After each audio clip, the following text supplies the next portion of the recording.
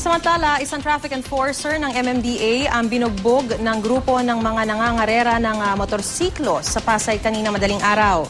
Matatandang nung isang linggo ay naglunsad ang MMDA ng kampanya laban sa illegal drag racing sa Macapagal Boulevard. Kanina, ang kinuyog ng traffic enforcer na kinilala lang sa apelidong Roy Teres ay nagtamo ng sugat sa ulo at agad isinugod sa ospital. Ayon sa kanyang partner sa MMDA motorcycle unit na si Jovit Reintegrado, inaabangan sila sa Roas Boulevard ng mga salarin. Galing daw sa umpukan ng may 50 motorcycle riders sa Macapagal Boulevard ang mga suspect.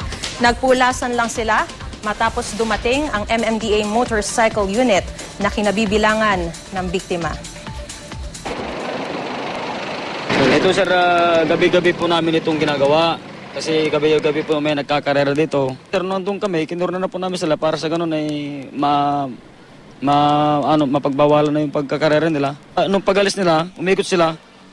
Mga kalipas po ng mga 3 minuto siguro, umikot na rin po kami ng kasama ko.